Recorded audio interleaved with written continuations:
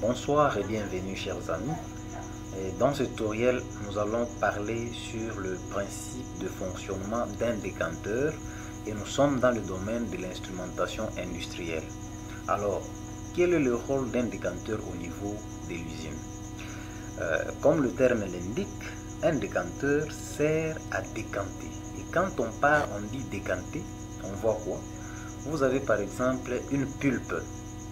Et votre pulpe est pleine d'eau.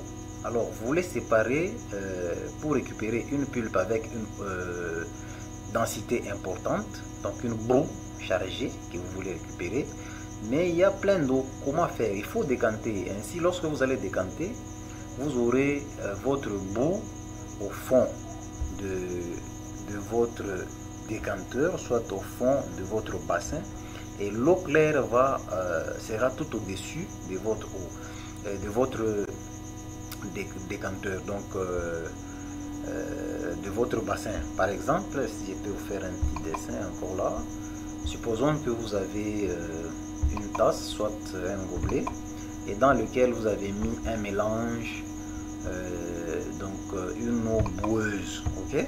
Donc il y a une eau qui est boueuse, donc il y a un peu de boue dedans. Et si vous laissez reposer cette eau, après un moment, vous allez constater que toute la boue va venir se mettre ici au fond et l'eau claire va rester tout en haut ici. Ok? C'est en quelque sorte le même principe de fonctionnement. Donc lorsque vous avez votre pulpe qui entre dans les décanteurs, donc ça vient par exemple au niveau du sagmi, ça vient et on les dépose ici au niveau du décanteur.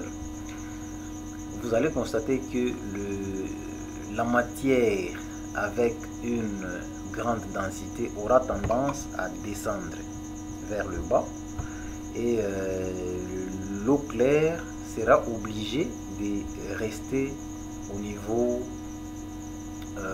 supérieur de notre bassin. Et plus on va charger, plus l'eau va commencer à s'échapper à travers par exemple les petits pores ici, hein, pour se déposer dans cette canalisation qui peut par exemple couler à travers, on peut prévoir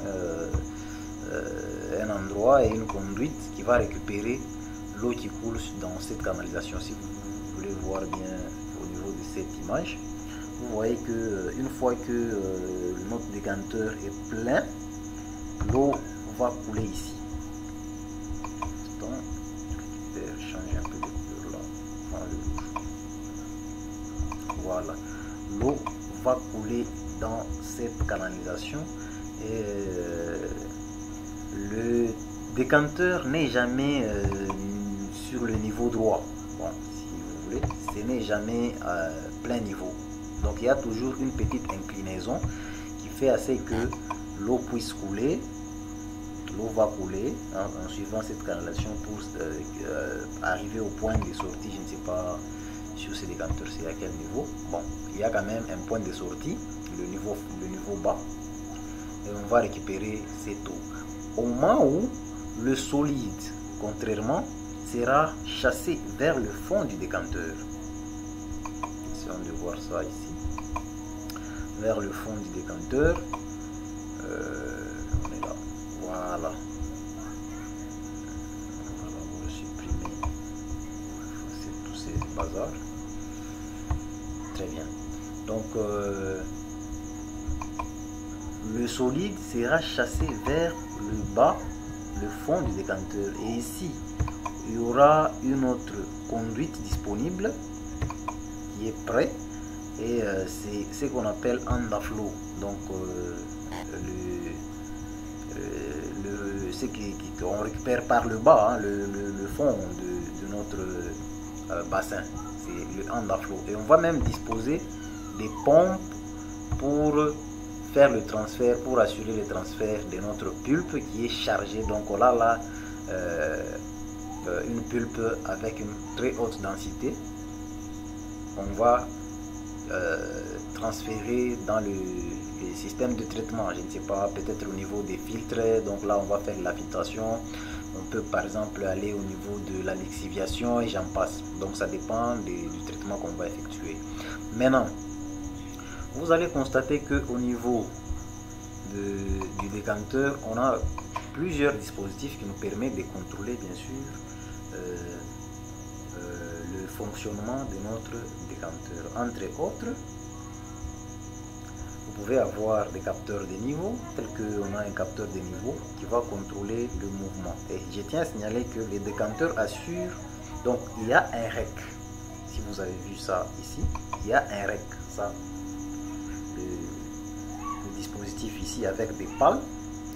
Et ce REC est en train d'assurer qu'il n'y ait pas...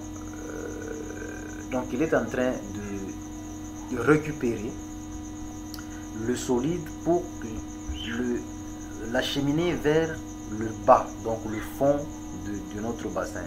Et on peut très bien voir ça à travers la position des pales. Les pales ici, vous allez voir que les pales sont inclinées de façon à récupérer tous les solides et les entraîner vers le bas. Et il est en train également de récupérer, donc de le traîner jusqu'au niveau de point de récupération en bas flot. Donc c'est l'objectif de notre REC. Il est en train de tourner et de chasser le solide vers le fond au niveau de récupération de l'underflow. En fait, le REC est en train d'assurer deux mouvements. Il fait la rotation et aussi la descente et la montée. Pourquoi il fait ça? Vous allez comprendre que lorsque plus on va charger la pulpe dans le décanteur, à un certain moment, peut-être, il peut arriver qu'on a une très forte concentration de la boue, à tel point qu'on a une grande résistance, où on peut parler d'un grand couple.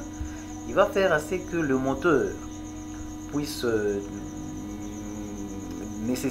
solliciter un grand courant pour le faire tourner, au point où si on ne fait rien, les pales risquent de se tordre, soit de se déformer, ou pourquoi pas que c'est cassé, tout simplement.